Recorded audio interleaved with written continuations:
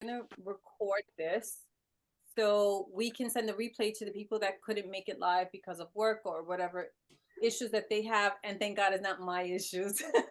You're not Microsoft. It's not your fault.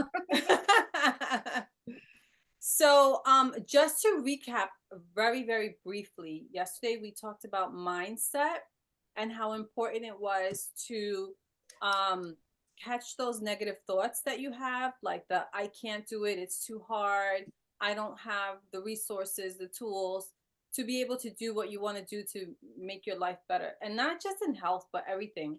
And so we need to catch those thoughts and turn them into something positive. So we touched on that yesterday, and I start with that because that is super important. Um, One of the examples that I gave was that a couple of years ago, someone was trying to get me to get into exercising, and I kept saying, I know I have to do it, but I'm not in the right headspace. And so I knew I wasn't in the right headspace, but I didn't know how to overcome that. And so that's what we talked about yesterday. And so if that's you and you're here today and you weren't here yesterday, I encourage you to go back and watch the replay because we talk about that, and it's also in the workbook too. So you want to have a growth mindset. We also talked about metabolism, and we compared it to the engine of a car.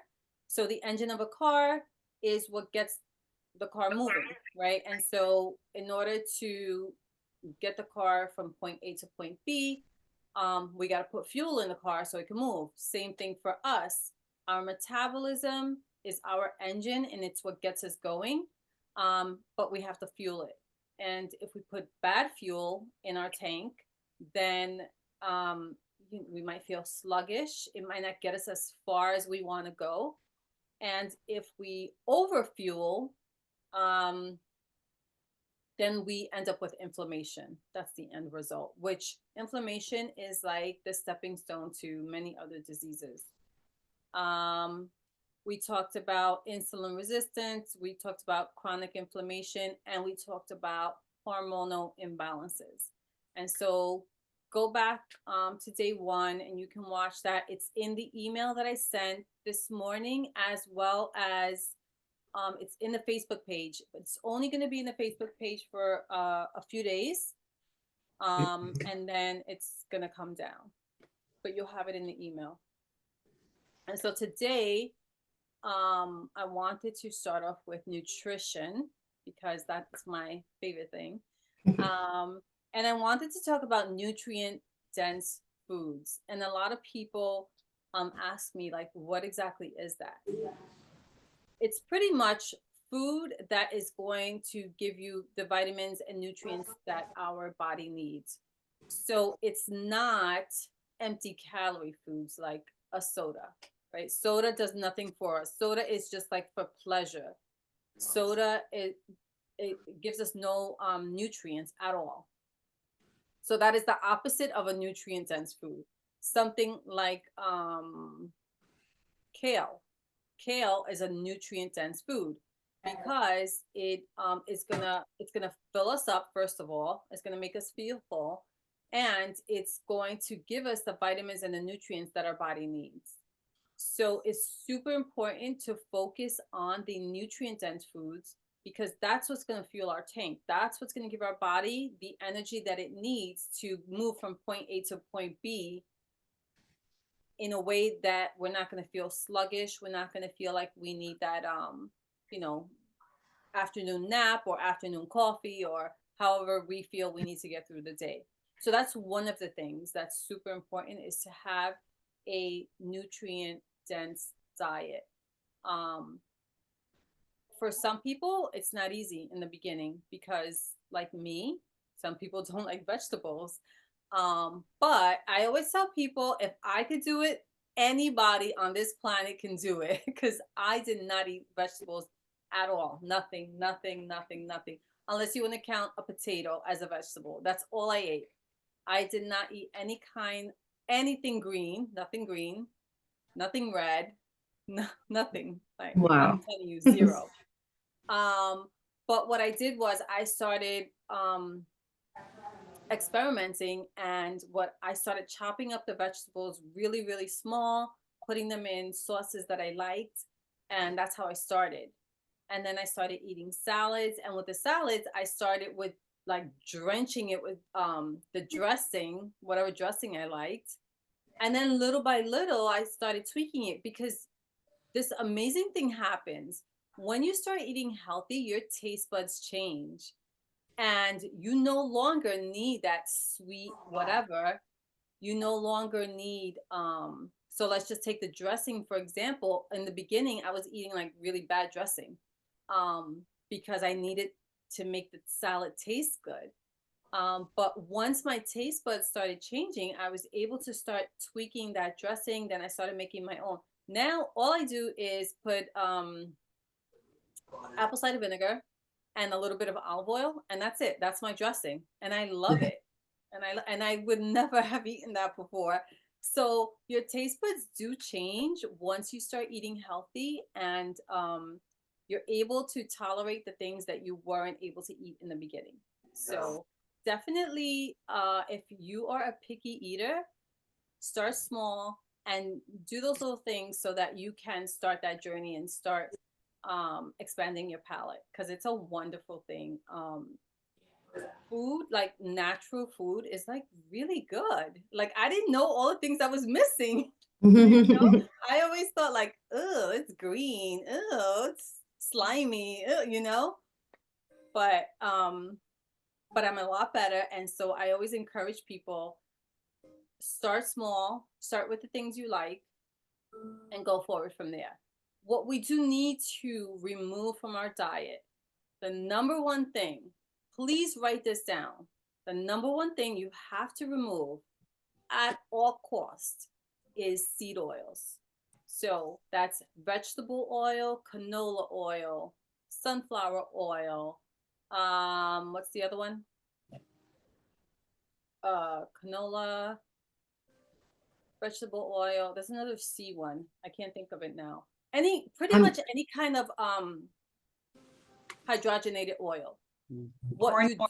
do? What was that? Corn oil? Corn oil. Yes. Corn. Thank you. Corn oil.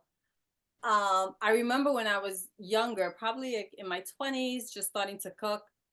One person's telling me, "Oh, you have to use corn oil." Then the next person's saying, "Oh, don't use corn oil. You have to use vegetable oil." And everybody was wrong. So the only oils you should use are olive oil, avocado oil, Avocado. coconut oil. If you need, like, I love plátanos or fried plantains.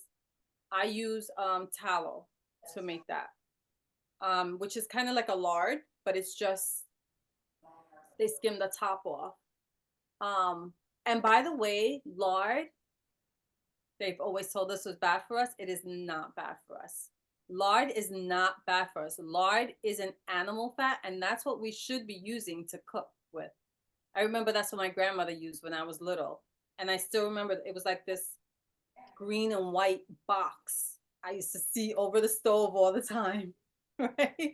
Yeah. That's actually better to use than all these oils that they have come out with. And then the sugar industry paid for testing to make uh um salt look bad. So like people with like high blood pressure, let's say, right? They always say don't consume salt. And no, they shouldn't consume table salt, but sea salt is fine. What really gives people high blood pressure is sugar and refined sugar, refined carbs. Um, so we really have to do our own research because the marketing in the food industry, it's all like one big, for them, one big happy family, and they stick together and they create the narrative, and then they make us believe that this thing is bad for us and that thing is good for us when it's not true. Like eggs, for how many years they were saying eggs are bad for you, it gives you high cholesterol, and that's not true. Like, you can eat eggs. Eggs are really healthy. Eggs are like nature's multivitamin. I eat eggs all day, every day. Yeah, I do too. Yesterday, you do too. Yeah, yesterday I had a funeral to go to, so I was kind of rushing to start this, and I didn't have time to make a meal. So I had eggs in the morning before I left, and I came back and I was like, I'm having eggs again. They're satisfying, they're healthy, and I'm happy with it. So, and I was never an egg eater either. Surprise. So, so we have to do our own due diligence. We have to. If you guys ever have questions about anything, please feel free to ask me. I've researched a lot of stuff, a lot. Um, I actually came across. I posted something today.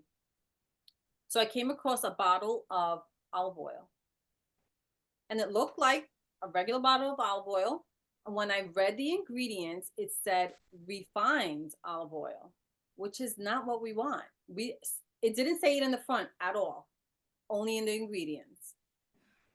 And I'm like, because a lot of people know now that you should only have olive oil, or that olive oil is good for you.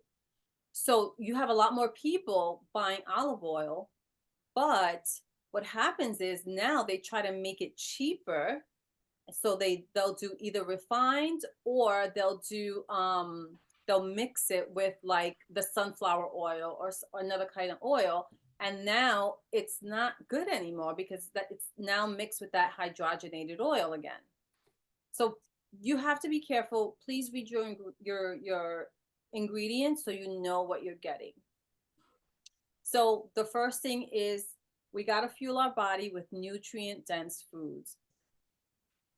The pasta goes out the window, the rice goes out the window, the bread goes out the window, unless it's like made with seeds, like a homemade bread that's made with seeds, or a homemade sourdough bread, which is what I eat and I love. So But you those, didn't have to give up carbs like the sourdough? I did in the beginning. Okay. In the beginning, I did, because I was trying to heal my body. And so I gave up like everything in the beginning. And then once my body was starting to heal itself, I started adding in little things one by one to see, okay, how does this affect me? Do I still feel good? Does it make my sugar spike? Is it causing inflammation? What is it doing to my body? If it was good, I kept it. If it was bad, which a lot of things, like I can't do rice, I can't do pasta.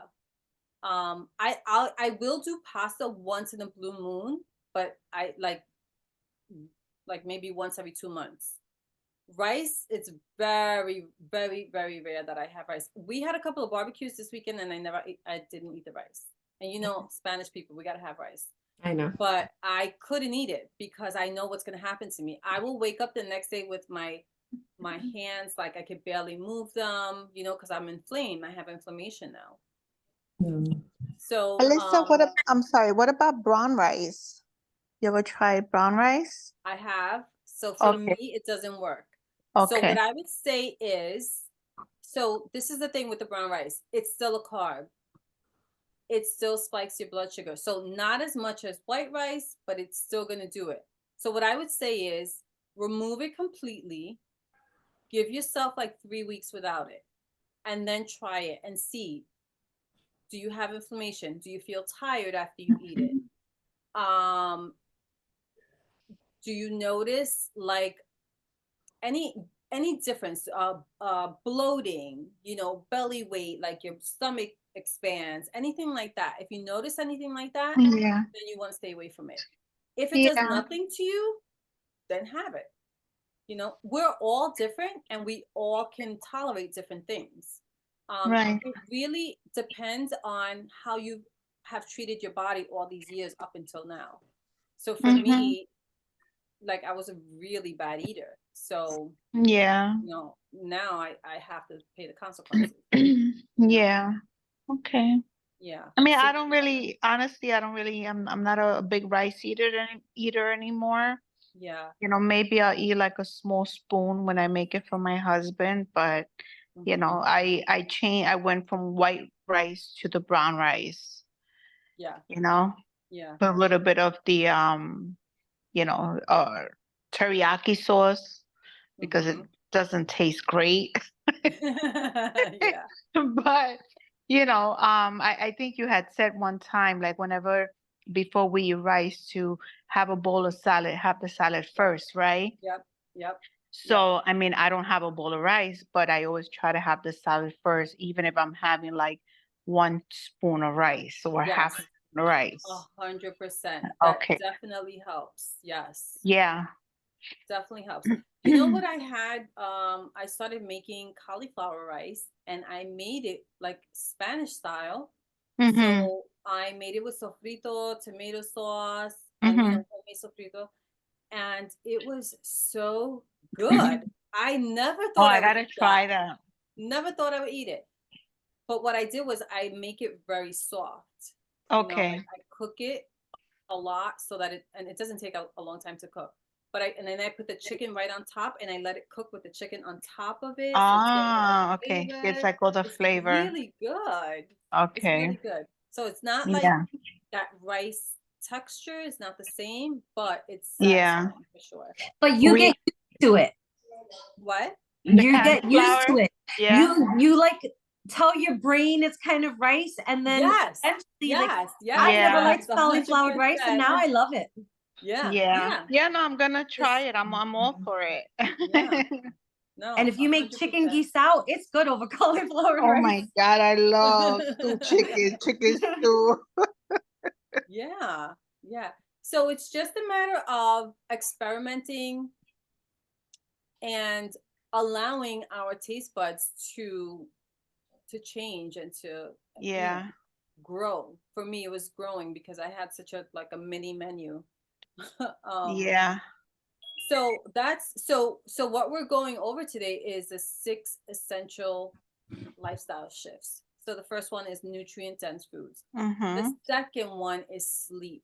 And a lot of us have a problem sleeping. And there's a lot of reasons why. So for me, one of the reasons I used to get up in the middle of the night to use the restroom, and that's not normal. We're not supposed to get up in the middle of the night unless you're drinking like a gallon of water right before you go to sleep. But if you're like you stop drinking at a normal time, let's say 2 hours before bed, you should not be getting up in the middle of the night. If you get up in the middle of the night, it's because something is not functioning correctly. For me, it was my liver. And I started doing, and we'll talk about this a little bit later, but I started doing detox to my liver and it helped. And then I stopped. I don't wake up in the middle of the night anymore. Um, but sleep is super important. Um, so one is you want to try to go to sleep and wake up at the same time every single day, even on the weekends. Um, if you have like you're on vacation and you're up late or whatever, just try to still get up at the same time and then maybe take a little nap. Mm-hmm. But it's important to wake up and go to sleep. Like you have an internal clock. Your body, I don't know, we're all older here, but so when we were younger, right, you can sleep till 2 o'clock in the afternoon. But once we got older, so I remember waking up, I'm like, why am I up? I don't want to be up. When it first started happening, you just get up at the same time every day.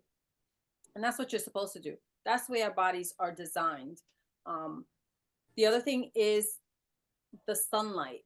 So if you have a hard time sleeping, say falling asleep or staying asleep, you want to get sunlight in the morning and you want to get sunlight, the sunset in the evening. Those lights, they're different at different times of the day, and it's going to signal your body it's morning time, it's nighttime. And so it's really important to get out, even if it's just a few minutes, for the morning sun and then for the evening sun. So evening sun, have your meal, your dinner, whatever, and then go take a walk as the sun is setting. Go out, be outside. That's going to be really important. That's going to help your circadian rhythm set. And the other thing with sleeping is try not to take naps unless you have that occasional like late night for whatever reason. And if you're going to take a nap, make sure it's early in the day and it's short. Don't go sleeping for 3 hours because then you can't sleep at night. 2 hours? No. Make your room cool and your bed comfortable. You want to not have devices at least minimum 1 hour before bed.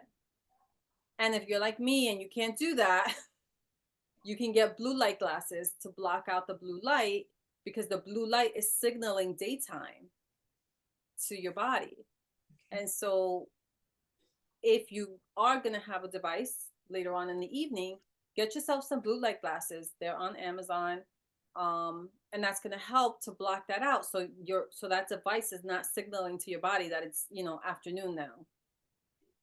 So, technology is great, but it does mess up. Oh, awesome. Thank you. Technology is great, but it does mess up our natural rhythm of life. You know what I mean?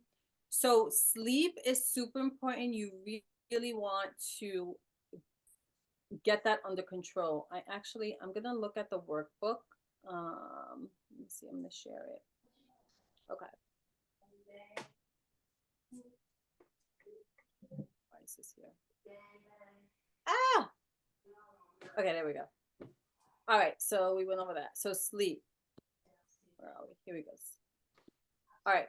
Sleep is important for your metabolic. So sleep, when you're sleeping, all right, type in the chat if you weigh yourself in the morning when you wake up. Just say yes or no.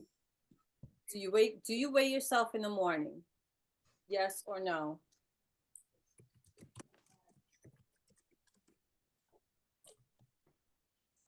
Every morning, yes, no. Okay. Never.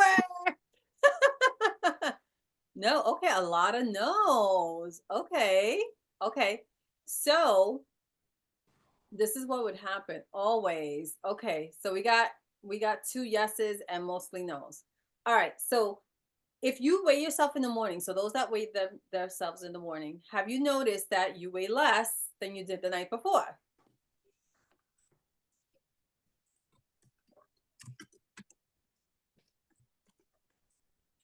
Yes. Yes. Okay. So we weigh less in the morning. Oh, you don't weigh yourself at night. Okay. So we do weigh less in the morning. What happens is, as we're sleeping, our body is burning fat. So that's why it's important to get those 8 hours of sleep, or somewhere between 7 to 9 hours of sleep every night, because it's going to help our metabolism. Have you noticed that if you don't sleep rather, and you're really tired and you're at work now all day, do you find yourself snacking all day? Right? Raise your hand if that's you. That was definitely me.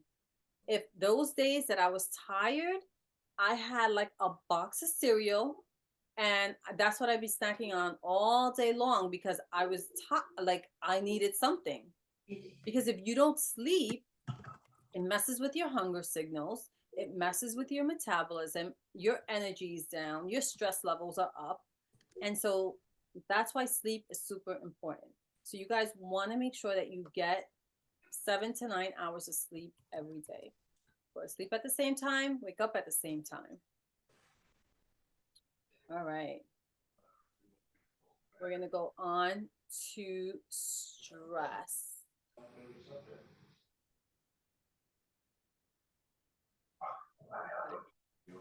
And stress, I'm sure everybody knows by now. A lot of people know this. It's like being talked about a lot now, that stress leads to hormonal imbalances.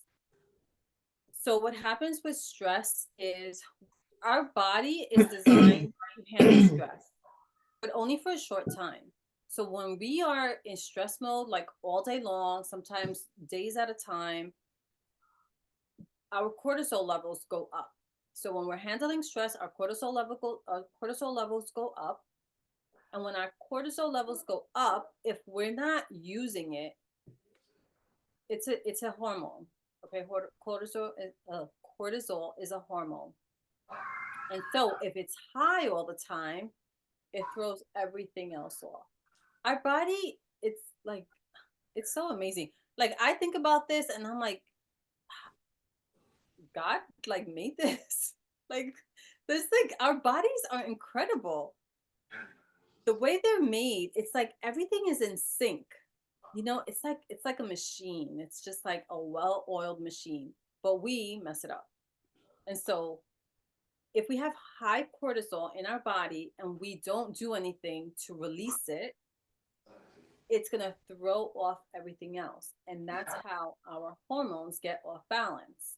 So between the cortisol and insulin, which are the two things that most people in this country deal with because we live a rat race life. So the cortisol is higher. So right now we're always in fight or flight mode. Everybody's in fight or flight mode like 24 hours a day because nobody knows how to just relax and de-stress. And so our cortisol levels go high and we don't exercise, we don't like get rid of it. Like we need to move our body so that our cortisol levels can come back down.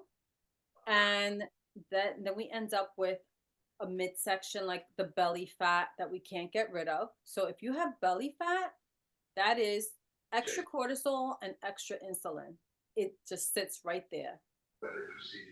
So it's super important that we learn to manage our stress. And we do this, we can do it by meditation, we can do it by prayer, we can do it by going on a walk, you know, swimming. Like just think of all the things that you love to do that just like calm you down. And that's what you want to do on a daily basis. Read, go for a bike ride, whatever your thing is, that's what you want to do. There's no right or wrong. It's just whatever is going to calm you down and let you release that stress. For some people, it's like kickboxing. You know, they love doing that. And it releases the stress, and then your body can come back down. And you're not in that flight or fight mode anymore. You know, that flight or fight is like the bear is chasing me, right? So I need that adrenaline going so I could run away from the bear. But now, here in our life today, the bear is chasing us 24 hours a day. And like, that's not the way it's supposed to be, right? We need that downtime also. So being able to manage your stress is huge. And it's something that we have to learn to do. It's like we have to be intentional. Just like we talked about yesterday with our mindset, we have to be intentional because we get so used to just doing the same thing every day. Like we're very brain lazy, the human race. And so we do the same thing so we don't have to think about what we're doing. And we're just like on autopilot. And then we just go every single day. We're just doing the same thing over and over, over and over. And we have to be intentional. We have to remember that we need to de-stress every day. Soak in a hot bath. Do something that's going to de-stress you. But we have to be intentional about it, because if we're not going to do it. I know for me, I won't do it. Like I literally have to put it in my calendar and say, okay, tomorrow I'm going to go in a sauna. Because if I don't do that, I won't go in. I just won't. I'll just the rat race, right? I'm just going, and I don't de-stress. And so very important to be able to manage your stress. So I want you guys to choose one stress reducing practice to incorporate into your daily routine. I want you to think about that right now, and I want you to write it down. And I want you to, but really think about it, because it's going to be something that I want you to stick with, right? This is something that it's going to be easy to implement into your day, and you're going to stick with it every evening or every morning or whatever suits your lifestyle better. That's what you're going to do.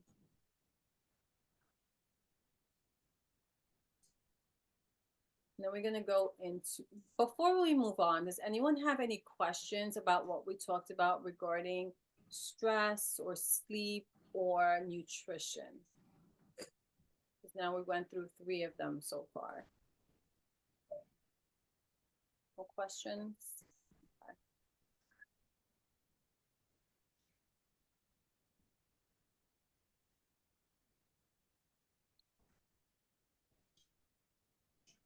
So no snacking. No snacking. No, we're gonna talk about the snacking when we get to intermittent fasting. Not that I don't want to, but I'm in front of customers, and then by the time I come home, I'm so tired, I just nap.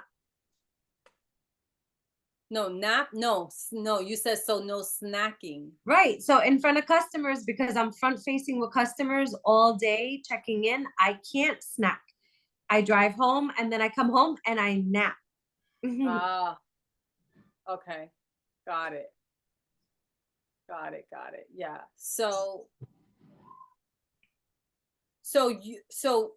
at the end of this, you're gonna figure out. We'll come up with a plan for you of what's gonna be your best schedule as far as sleep, eat, and all that. Because when like your job, your hours are not the same as the rest of the world. So you have to come up with something that's going to be good for you, right? But that does not give you an excuse not to get good sleep, not to eat nutrient dense foods, not to exercise, not to relieve your stress. So, but you'll see at the end how you can tie it together and you can come up with a plan that's going to work Okay. for you and your schedule. And so the next one is moving your body. And I purposely did not put exercise because I hate exercise. I do it because I have to. But I'm going to be 100% transparent. And this whole summer, I barely exercised. The only exercise I did was swimming, my rebounder, and I picked up the weights a handful of times or two handful of times. That's it. And so I'm like, all right, I really need to get back But into you it. went I walking actually, every I feel it. day. I do walk a lot. You I walked every walk. day this summer. I did. I did walk every day. But see, walking to me is not really an exercise. But yes, It it is is. an exercise, but I like to do it. So I didn't feel like I was exercising. But yes, walking is an exercise. I did. I did. So moving your body is important. And find something that you like to do. So I love my rebounder. So that's what I do. I love to walk. So whenever I have the chance, I go for a walk. Um, find what it is that you enjoy and make it a point to do it every day or at least 5 times a week. And then you need to start to incorporate strength training because our bodies, as we get older, we start to lose muscle. And we need muscle to be able to move because so when we get older, the reason why older people have a hard time like getting up, like going up the stairs or like going from a sitting position to a standing position is because their muscles are weak. And that's why it's important that we do some strength training so that we can keep our muscles strong, at least strong enough to be able to move our bodies around when we get older, you know? I saw this video of a woman, probably around my age, exercising with her mom, who was like 92 years old. And I was like, oh my gosh, I was so impressed with that. I sent it to my daughter and I said, this has to be us. I want to do that when I'm 92 years old. I was really, really impressed with her. And it wasn't that she was like, lifting all these heavy weights, but she was just like, she was doing planks. Like, that's not easy to do, especially at 92. Like, I've never seen a 92-year-old do that. But that goes to show that if we start now, we can do it. So it doesn't have to be like you're lifting these crazy weights, but even just your body weight will be enough for the beginning. But we have to move our bodies. We have to do it. So again, it's something that has to be intentional. We have to set our mind to it, put it in your calendar, figure out what you love, do that, and then add in 2 days a week something that you're not crazy about, but it's strength training. Some people like strength training, you know. Some people enjoy it. I don't, but there are people that do like it. And exercise boosts your mood, and that's one of the things with the walking. When I feel tired, I go for a walk, and it just like picks me up. If I'm upset, I go for a walk. So my thing is walking because it can build your energy and it can boost your mood. So exercise helps with so many things. It also helps mentally You know, if you're sad, if you feel anxious, it helps. The exercise helps. Alyssa, I was going to say that exercise also helps with your cognitive health. So they have found there's plenty of studies out there that support the fact that if you exercise on a regular basis, not that it'll prevent Alzheimer's, but it can prolong or delay some of the symptoms of Alzheimer's as well. 100%, 100%. It can. And you know, I wish we had more time, but I can talk about Alzheimer's. Alzheimer's is actually type 3 diabetes. So if you have family that has Alzheimer's, your best bet is to cut the sugar now so that you don't end up with Alzheimer's. Um, it's the science shows it. The science shows Alzheimer's is just excess sugar, and it's just in the brain, right? So excess sugar comes in different ways in our body and gives us different diseases. It's not just diabetes. It could be glaucoma. It could be Alzheimer's. And there's so many different things. So if you are prone to that because you know you have a predisposition with your family, what you need to do is stop the refined sugars, the rice, and the carbs. So exercise and then detox. So this is what I was getting at earlier with my liver. So I would wake up in the middle of the night because I had to use the restroom. I also had like, I mean, not that my stomach, believe me, my stomach's not flat still, but my stomach was, I had a lot more padding. And I was tired throughout the day. All these things were leading to, I had thyroid disease also. I had high insulin levels, but it all started with my liver.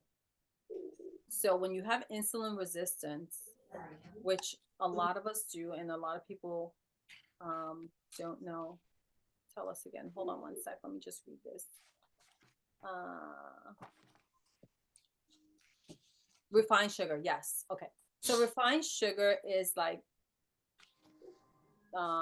table sugar. Let me just tell you what refined sugar is not.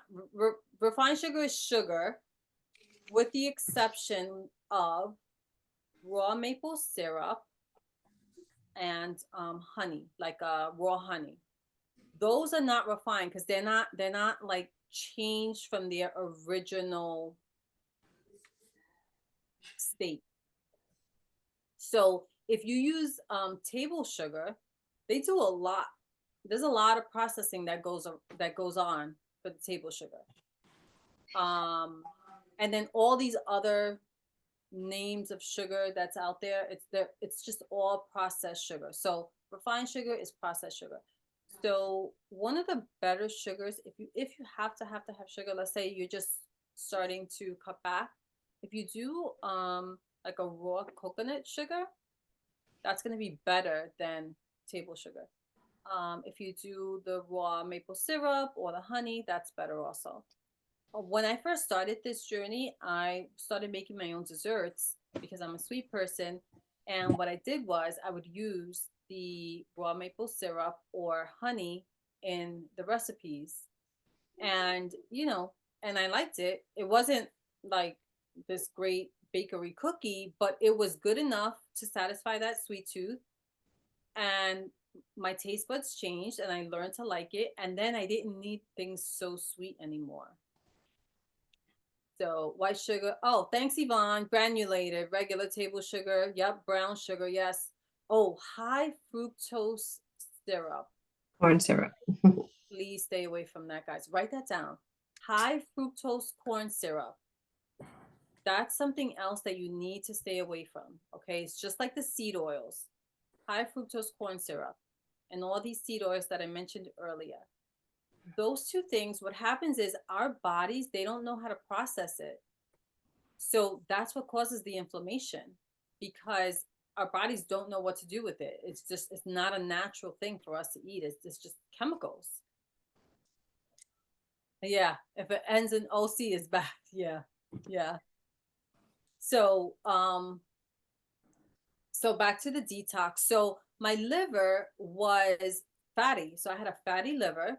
And many years ago, that was only for, they would only say that if you were an alcoholic or you just drank all the time. Those were the only people that had a fatty liver. Nowadays, we're seeing like 9-year-olds with a fatty liver, you know, and it's because of the food. It's because there's so many chemicals that are put into our food now, and it just, our liver has to process everything. Everything goes to the liver. So with all the chemicals that are being put into the food, it's going into our liver. Our liver has to process it, and it's just overload. It's too much because they're not natural things. It's not things that we should be eating, that we were meant to eat. And so we end up with a fatty liver. And then is grapeseed oil okay? No, grapeseed oil is not good. Unless the only way it would be okay if it's organic cold press. It has to be cold press in a glass bottle. But and there is a company that does sell some of the oils cold press, but you're not gonna find it in the supermarket. And sunflower oil too. What was that? Sunflower oil, because I've seen that in a lot of ingredients and a lot of the stuff now that's healthy. Yeah, no, it's not good. It's not going to be cold pressed sunflower oil. It's hydrogenated oil. So it's not, yeah. So this is why it was so easy for me to just like stop eating everything. Because as I started reading the labels, I'm like, every single thing has either sunflower oil, canola oil, vegetable oil, corn oil, Mhm. or high fructose corn syrup. Everything that's packaged has that in it. Like there was just no getting around it. And then that's why I was like, okay, I just have to make my own stuff because I liked sweets. So I had to make it myself to be able to eat it because I couldn't eat that stuff. You know, I was trying to heal my body. I had thyroid disease, and I knew that I could heal my body with food, and I knew those foods were not good for it, and I was never going to get better if I kept eating that. And so we have to read our labels. It's super important. Bioengineered products. Yep. Oh my gosh, I loved Hellman's mayonnaise, and I was the potato salad queen. So whenever we had a family party, my job was to bring the potato salad, and I used Hellman's mayonnaise. I no longer use Hellman's. Hellman's mayonnaise is fake. It's bio. It is exactly what you said, bioengineered. Um, and I'll tell you, my potato salad is not the same. I have not been able to perfect it yet, but I'm getting there. I'm getting there. But I prefer not to use it because I know that it's not good for my body, and it's going to give me inflammation, and then it's going to throw off my hormones, and then my thyroid's going to be out of whack again, and then they want to put me on medication. So do you make your own mayonnaise now, or I is there a specific brand you buy? So I have tried to make it. I did make it a few times. I didn't love it, so I needed to tweak it still. But I found Chosen Foods, Chosen CHOSEN. They have mayonnaise that they make with avocado oil and like simple ingredients. It's like three or four ingredients in there. And I bought it, and I like it. It's okay. I could deal with it. Primal Kitchen is also a good brand. And they sell a lot of clean stuff. They like do ketchup and the mayonnaise and the condiments. They do a lot of condiments, and they're clean. What I do have a hard time with is barbecue sauce. I haven't found a good barbecue sauce yet. I'm still working on that. So detoxing is super important. You can do saunas, you can do a cold plunge. Exercise is a form of detoxing. The rebounder, every time I go, I could get up, use the bathroom, go on my rebounder. 5 minutes later, I have to go pee again because you're moving in a way that it's just like flushing everything out. So exercise is also a form of detox, which is super important. We got to detox our bodies. You can do dry brushing. That's a form of detox. What is dry brushing? Dry brushing? So you have to get a specific brush, just like natural bristles, and then you kind of just, there's a way to do it. So you start like at the ends of your whatever, your hand, let's say. So you're gonna start here and you go short, all the way, and you bring it up to here, because this is like an escape route here, right? For your to detox. So you go short, and then you start doing longer again, and then you bring it, and then you do this arm. So you have to, and then the legs go up towards the growing area, and then here you like break it in half. You do one half this way, the other half this way. So you're going towards your armpits and your growing area. Okay. And then if it's like in the back, you're gonna bring it towards the front. So you do it with a special brush, and that you can do. I mean, that's safe to do every day if you want to.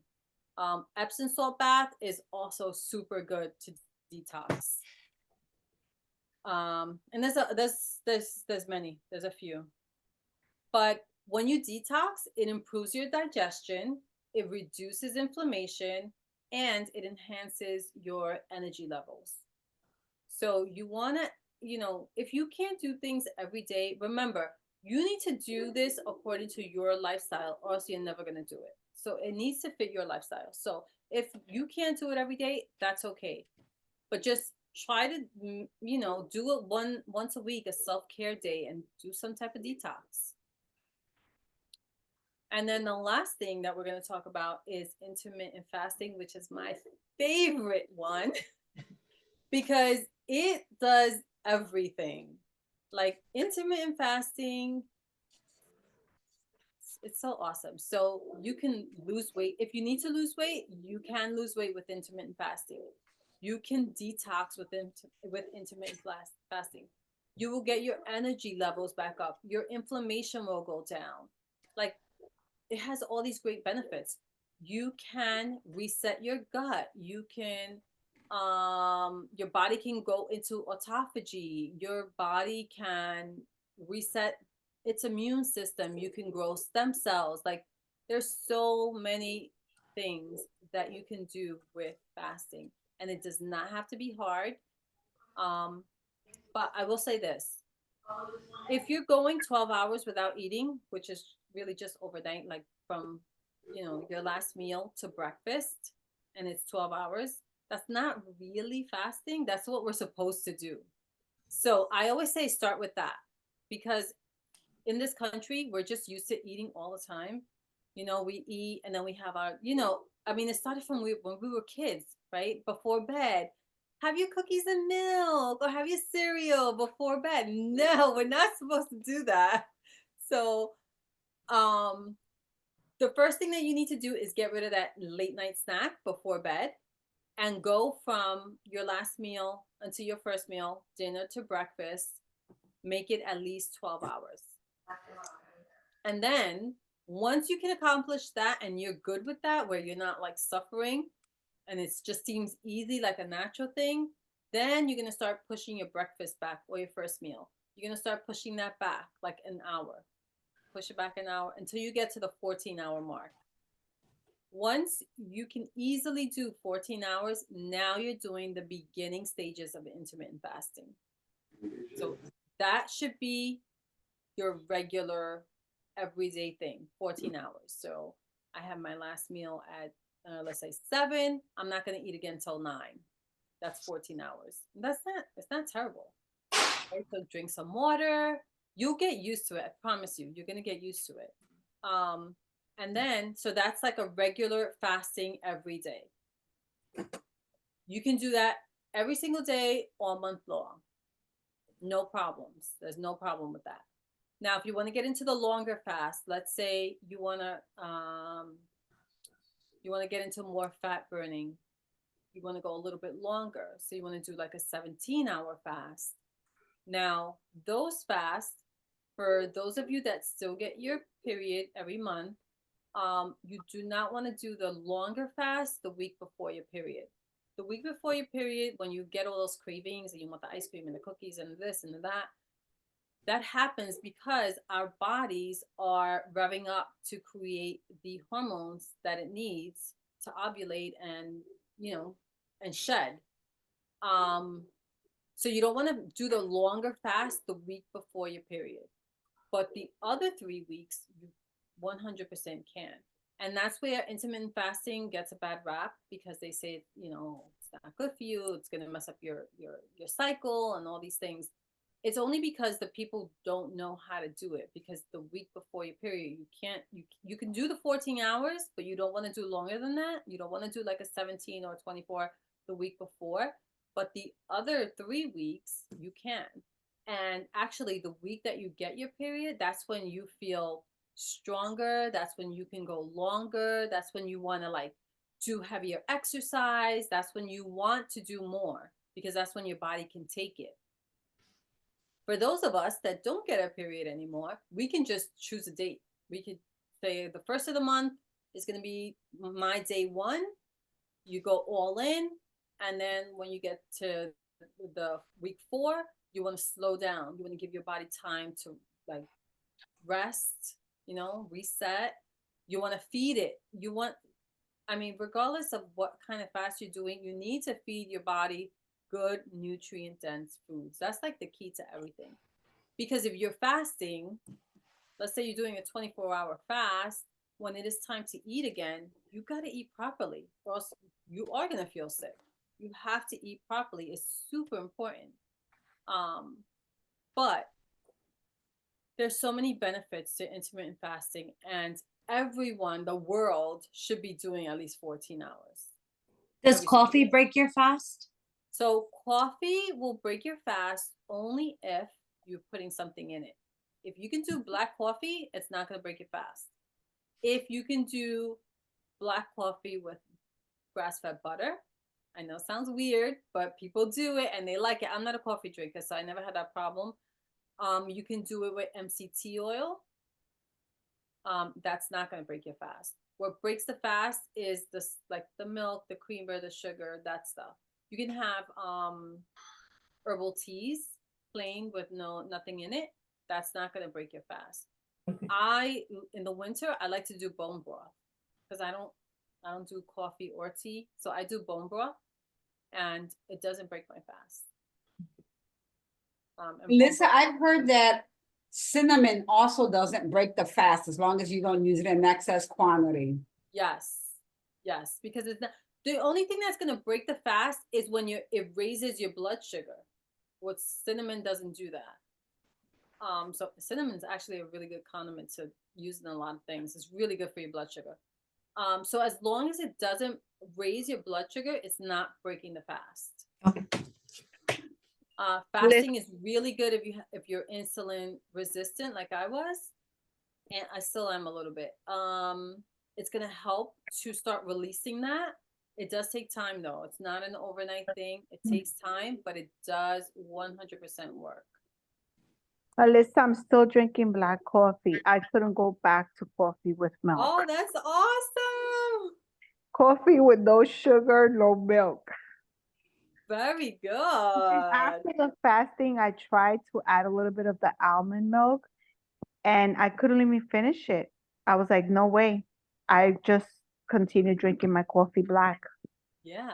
Well, you see, this is what I'm saying, that our taste buds change. Yes, my taste buds changed. And before, I used to drink like a 12-ounce cup of coffee. Now 6 ounces of black coffee, the Bustelo boy. I'm straight. I'm straight, girl. I'll be doing laundry. That's the same thing with me. I've never went back with my milk. I'd be on a roll. My husband said, "Who is she? Bring my wife." That is funny. That's awesome. That is so good.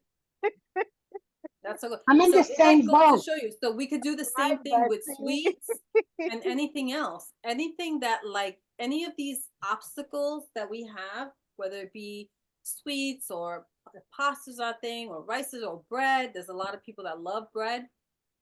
It's Yeah. the same thing. We can overcome it. We just got to put our mind to it. We got to have a different mindset.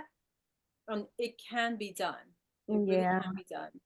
100%. We just got to make sure that we're reading labels because the food companies like to sneak things in. And then it messes Yes. us up. Before You know my what? I'm sorry, go ahead. No, you go first. It's okay. No, I was gonna say before I used to make like a 10-minute supermarket run. Now I do like an hour because I be reading everything, Googling what it means. Yeah, yeah. But it gets, you'll be able to go back to that. It's like once you get used to the things that you're Right. buying, it gets I don't mind. faster. I'm not complaining because it's knowledge. Yeah, no, it's just a learning curve, Yes. And then once we know, it's simple again. Yes. Thank you, Betsy. Go ahead. I want to hear what you were gonna say.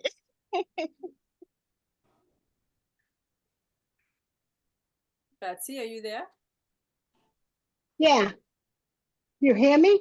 Yes. Okay. I've never had my coffee with milk. I never had the sugar for years, but now I just drink it straight black. Every now and then, including Sunday when we were at your house, Alyssa, I was like, oh man, maybe I'll have it with almond milk. But I never liked it, so I Yeah. refused it. And the other thing that I have to tell you, Alyssa, is that I actually, on my own, I guess I'll figure it out when I go to the endocrinologist. I'm not taking metformin anymore. Oh wow. Oh, yeah. Wow, that's amazing. Congratulations. And I really don't feel any difference. So maybe it was never really doing what it was supposed to be doing, right? Yeah. Except messing up other things. Yep. All right. Yeah. So I want us all to just think about the 6 lifestyle adjustments that we talked about. And I want everyone to put in the chat, which one do you think resonates with you the most that you think you can incorporate into your routine?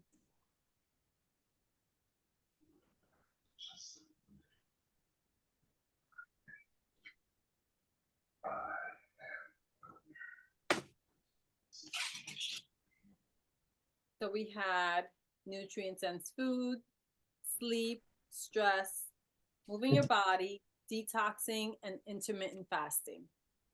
What are other nutrient dense foods? I know you mentioned kale, avocado too, right? Yep, avocado is really good for you. If you I have like an avocado every day. Yeah.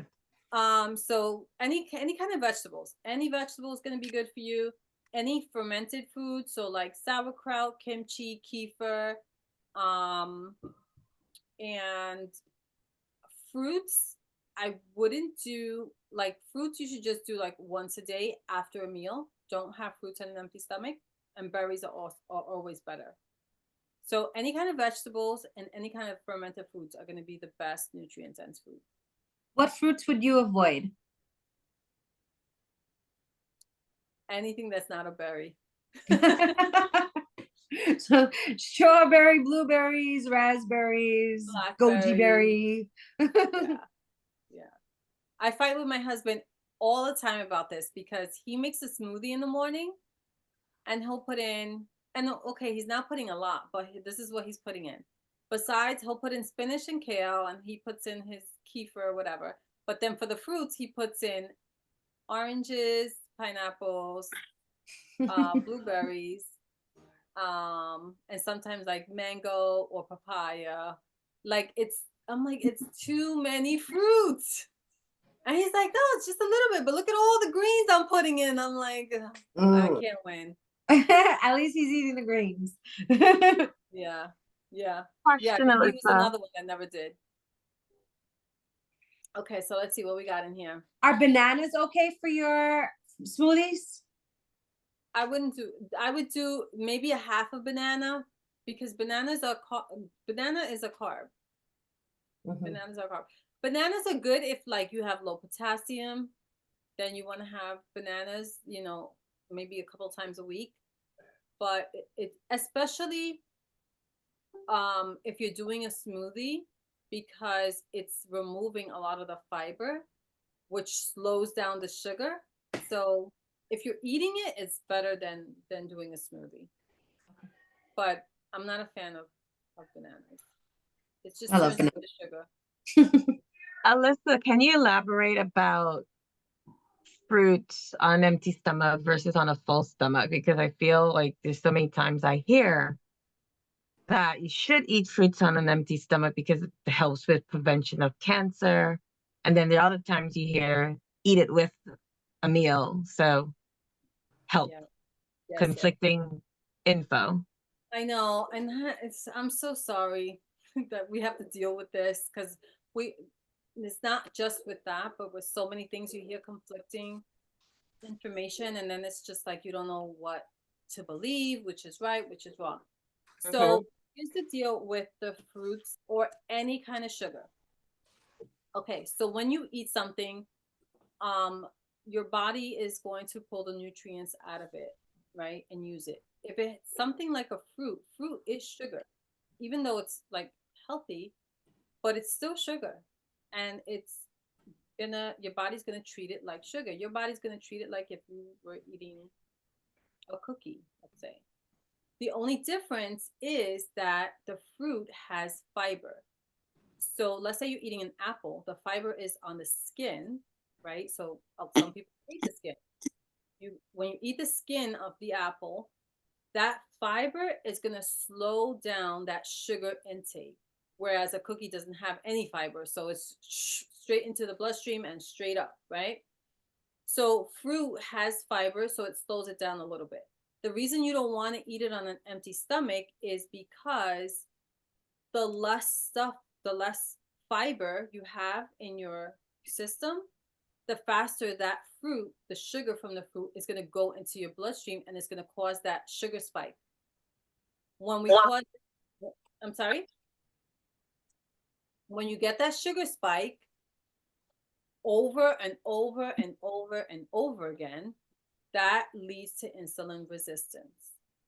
So if, let's say, you have your meal, so you have your salad, I always say have your salad first, and then you have your protein, and now you want to have fruit as a snack, that's a lot better because the fiber is going to slow down that sugar intake, and it's not going to spike your blood sugar. And when you don't spike your blood sugar, less chances of getting insulin resistance. So the reason that you don't want to do it on an empty stomach is so that you don't get that rush of sugar into your bloodstream. And the fiber, so like if you eat a salad first, that fiber creates like a mesh so that now the sugar has to get through that mesh, so it slows it down before it gets into your bloodstream. And glucose in our bloodstream is actually dangerous for us, which is why we get that our body pushes out the insulin. The insulin is supposed to take the glucose and get it into our cells because our body doesn't want it floating around in our bloodstream. So it wants it to get into the cells, into the muscles, to use it for energy. The problem is we just eat too much of it and then we end up with these problems. Did that answer your question? Yes. Thank you. I was too busy taking notes, but yeah. You're such a good student. Okay, so we got going to bed and waking up at the same time. Love it. Sleep schedule, nutrient-dense foods, sleep. Nice. And oh yes. So pair it. Yeah. So if you're gonna eat, let's say, an apple, pair it with a good, like a healthy fat. So like an almond butter. That's also a good technique to use because it slows down that sugar spike also. So you want the fruits, if you're eating them, to keep your sugar level on like a flat line as opposed to, so then the fiber is preventing spikes. Right. Okay. Right. And I've tested this. So I wore a glucose monitor for a while and I ate pasta before having a salad. So I just ate the pasta and it had some chicken in it. And I think it had like maybe a little bit of spinach, but it was mostly pasta. and I saw that spike. And then the next day I ate the same pasta again, but I had the salad first, and it was just a little hump. It's like Wow. amazing. It's amazing. Yeah, it's amazing. Now you make me want to buy a glucose monitor. If you can do it, because you're gonna be amazed. You're gonna be like, wow, look at how this affected me. And just remember, every time you get that glucose spike, that is getting you closer to insulin resistance if you don't have it already. And that's how we end up gaining weight, because it's we're getting too much and our body can't take it, and it has no place to put all this stuff. And so it just fills our cells, fat cells, fat cells, fat cells, and we just keep gaining, you know? So if you can get the glucose monitor, you should do it, because you're going to be amazed at what you see. And then you start experimenting. Like, that's what I did with my desserts. I started experimenting and seeing, okay, how does this affect me? How does that affect me? It's amazing. It's amazing. Wow. So any last questions? How long, so when you first started and then you did the glucose monitor, how long did it take you to finally see changes in the belly fat or any other? Was it like really slow? Was it spike? Probably a couple of months to start seeing changes, but then once I started seeing the change kept happening quickly. Mhm. Right? So it took a few months before I could see anything, you know? Mhm. I would say it was probably like a month, and then I just started slowly losing weight. But I will say that I started feeling better pretty quickly. Like within weeks, I was feeling better. You know, and then once I started feeling better, I was able to then start moving more, because I was to the point where I couldn't even like exercise because I just didn't have any energy. It was just like I was just like done. In a slump, yeah.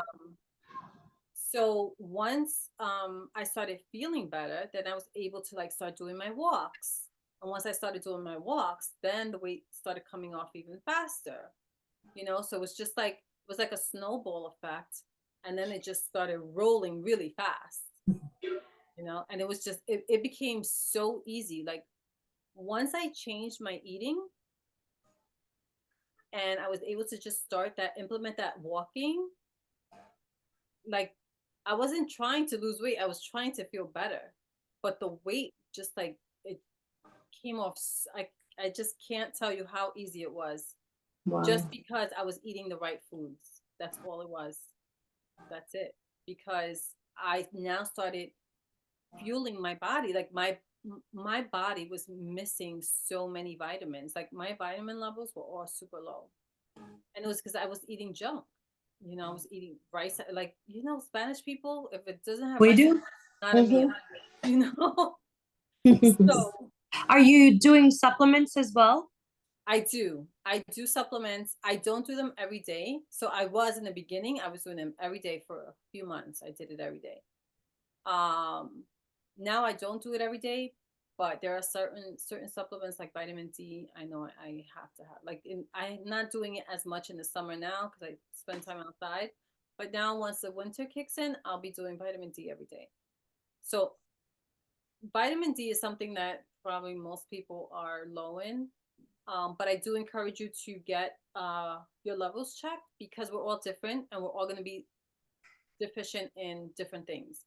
I'm not a fan of a multivitamin because I was very low in vitamin D. And if I took a multivitamin, it's not helping me at all, because the vitamin D in there is so low that I would still need a vitamin D. So why, you know what I mean? Like, Right. I take the things that I need. So I buy everything individually, and then I do it that way. I feel like for me, that works better, because I know if like, especially like if I'm feeling like I'm coming down with something, I'll double up on vitamin D and vitamin C.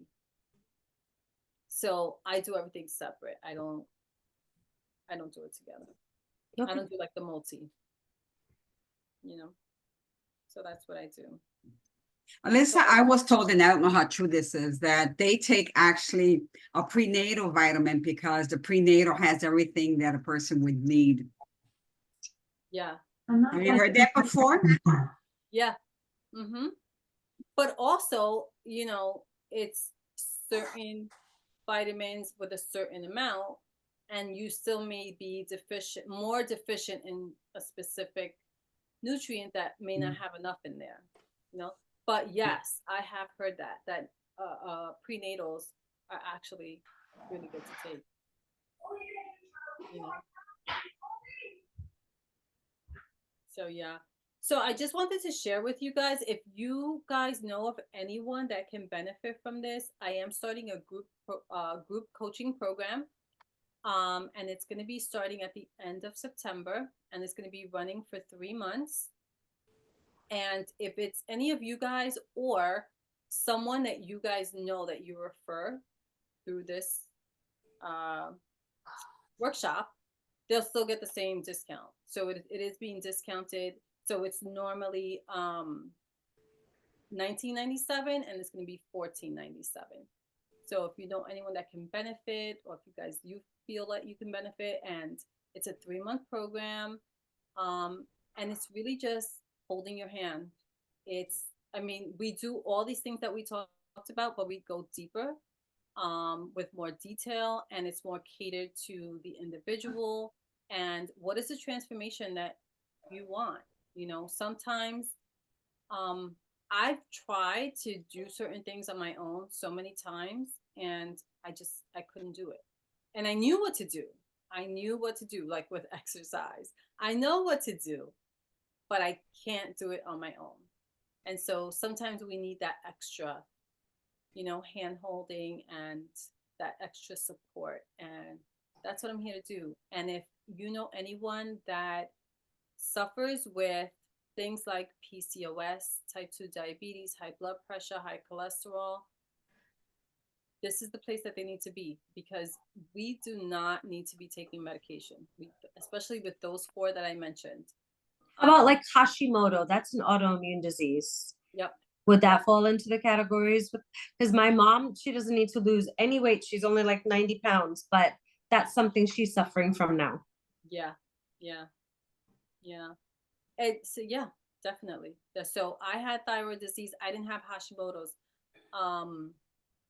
But I have worked with people that have had that. And it's same thing. So we just dive into the nutrients, what they're eating, and what they're doing with their body, the toxins. There's so many toxins that we put on our body, and we need to know what it is and what we're doing. Yes, Ellie. Leandra, does your mother eat gluten? Yes, but that woman walks 3 miles a day. She takes her dog on walks. She's but walking.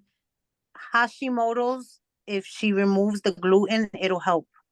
Really? Okay, sorry to let. Yeah. Yeah. So and her 5-ounce bottle of wine every day. Well, what 5-ounce glass? The only reason why I say that is because my daughter has celiac disease, so she can't have any gluten. And they told, researching that if you keep eating it, you will develop Hashimoto's. Yeah. Wow. Okay. So she should remove the gluten. That I gave up gluten also when I started healing my body. So now I don't eat gluten, but I do eat the sourdough bread. You got to send the recipe for that. I don't make it. I buy it. But I buy it homemade. It's homemade. I can tell you where I buy it from. I can send you the link. But I live in Florida. Oh, right. All right. I'll find a place for you. I'll find a place. So I started eating that. But I had cut out gluten completely for many months, and then I started eating the sourdough bread. So this is one of the things. I tested it first to see how did my body feel with it, and I was okay with it, because sourdough they use the ancient greens. It's a different kind of bread. Right. This one is homemade, so they don't put junk in it. So thank God I've been okay with it. So yeah, but that is one of the things that so it doesn't matter how much exercise you're doing or detoxing you're doing or sleeping you're doing. It's a package. It's all, if you're not doing everything, you're not going to get better. You know, you have to do it all. Mhm. If you're not doing it all, she's not going to get better. Okay.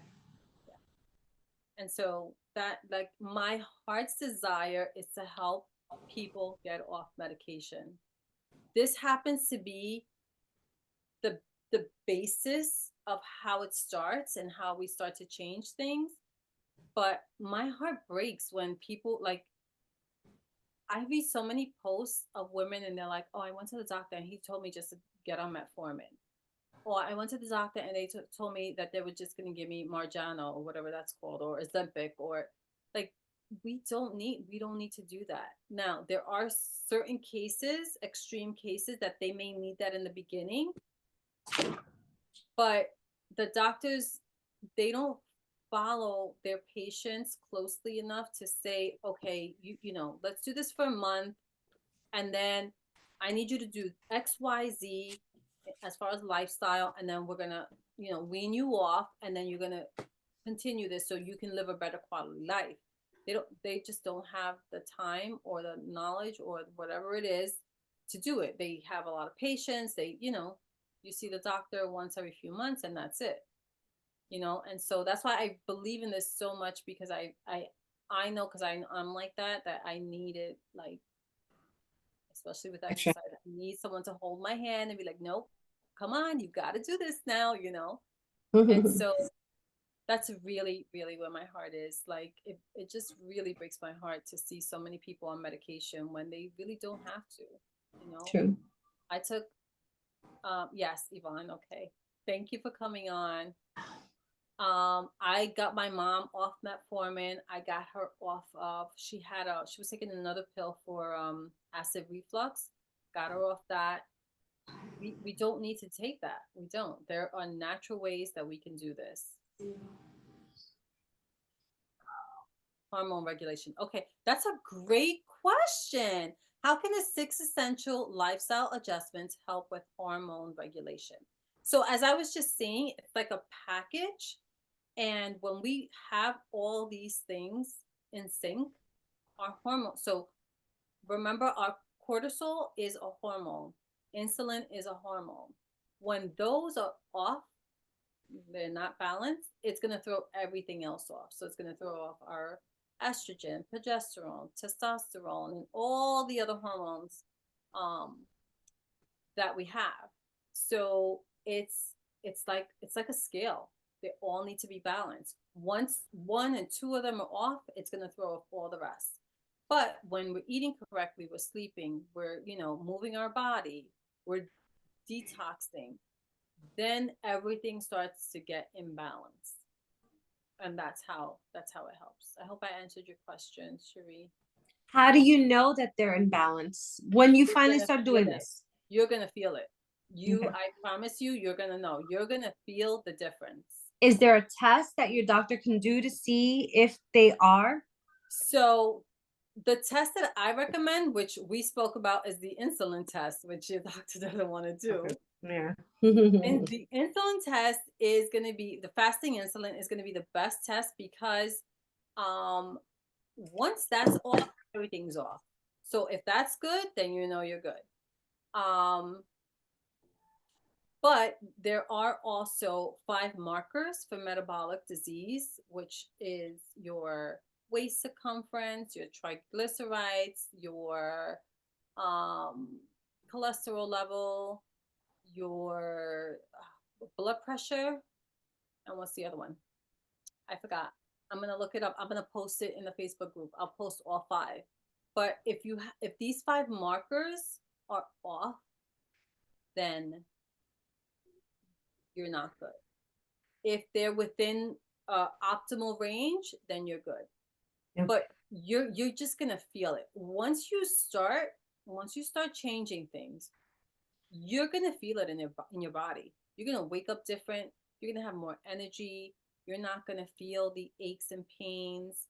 You're gonna be able to just do more and go further, and the energy that you're gonna have is incredible. Like, in the beginning, I was like, wow, like, I couldn't believe it. And now, if I do something that's not good for my body, I feel it right away. I'm like, feel a little tired now. Like my energy's off a little, and I can feel it. You become like more in tune with your body. So Okay. you're gonna feel it for sure. Oh, you're welcome, Shereen. Yeah. So does anyone have any other questions? No, we're good. Thank you so much, guys, for coming on. I'm gonna send you guys the replay, so if you want to like watch a certain part of it again or forgot what was said, feel free to do that. Feel free to share it with whoever you think may benefit. And I hope you guys come on tomorrow. Tomorrow we're gonna like put it all together in a pretty package so it's individual to you and you can start your journey. All Thank right. you, Alyssa. Thank you guys. Thank you for coming on. Have a great night. You too. Thank you. You're Bye. welcome. Have a good night. Bye-bye. Bye.